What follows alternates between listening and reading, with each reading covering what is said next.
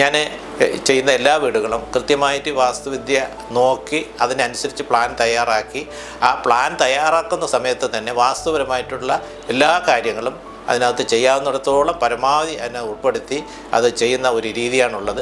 ഈ വീടിനെ നമ്മൾ പരിശോധിച്ചാൽ നമ്മൾ സാധാരണ ഇതിനൊക്കെ ഒരു പ്രചാരം വന്നതോടുകൂടി ഇതിന് ശാസ്ത്ര വിധികളെ നമ്മൾ എങ്ങനെ നമുക്കതിനകത്ത് ഗുണപരമായിട്ടും അല്ലാതെയും ചെയ്യാൻ പറ്റുമെന്നുള്ളത് ഇന്നിപ്പോൾ നമ്മൾ പരിശോധിച്ച സോഷ്യൽ മീഡിയ മാത്രം പരിശോധിച്ചാൽ മതി. ഞാൻ തുടങ്ങിയ സമയത്തൊന്നും ഇത്രത്തോളം സോഷ്യൽ മീഡിയ പ്രാധാന്യമില്ലായിരുന്നു.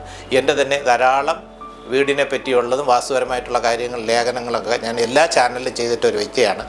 പക്ഷേ ഇപ്പോൾ നമുക്ക് വളരെയധികം വിഷമം തോന്നുന്നതും ആളുകൾക്ക് ഭയപ്പെടുത്തുന്നതുമായ കുറേ കാര്യങ്ങൾ ഈ മധ്യസൂത്രത്തെപ്പറ്റിയും കർണസൂത്രത്തെപ്പറ്റിയും യമസൂത്രത്തിനെ പറ്റിയും ഇങ്ങനെ ആവശ്യമുള്ളത് പൊടിപ്പും തൊങ്ങലും വെച്ച് എനിക്ക് അറിഞ്ഞുകൂടാ ഇവരിത് എവിടെ നിന്നാണ് ഈ ശാസ്ത്രങ്ങൾ ഇത്രയും പറയുന്നതെന്നും അതിനെന്തെങ്കിലും ഒരു അടിസ്ഥാനപരമായിട്ടുള്ള ഒരു കാര്യമുണ്ടോ എന്നുള്ളത് ഇത് കാണുന്ന പ്രേക്ഷകർ അല്ലെങ്കിൽ എൻ്റെ സുഹൃത്തുക്കൾ വിലയിരുത്തിയാൽ മാത്രം മതി.